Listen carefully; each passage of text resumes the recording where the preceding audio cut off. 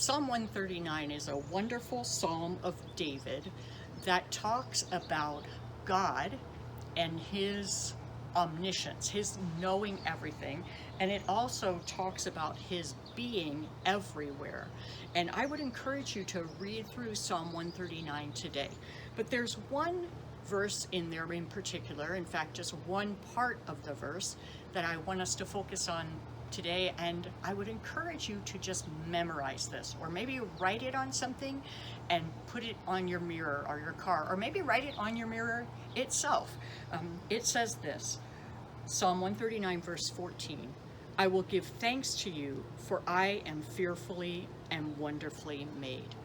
And I think what is so encouraging about this verse is that it talks about God's intention, that none of us is an accident, and that really nothing about our physical being, about how we came out of our mothers, is a mistake, that God created us. In fact, the verse before it says that while we were in our mother's womb, that he knit us together.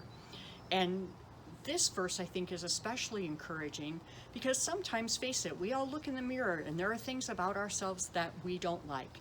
And I'm not talking about things like, I wish I was more patient, too bad God didn't make me that way.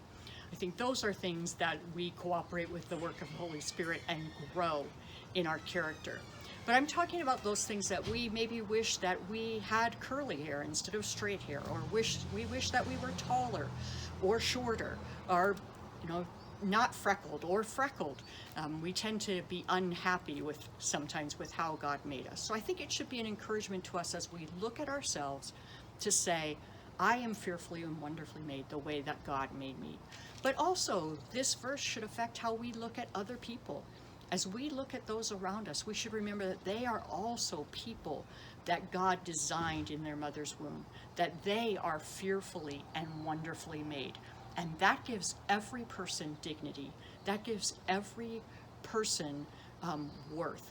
Not because of who they are, not because of what they do, but because they are the creation of an all-wise, all-knowing, all-loving God. And so today I would encourage you, read through Psalm 139. Write down that part of the 14th verse. Commit it to your memory and use that as the lens both through which you look in the mirror, but also through which you look at the people around you.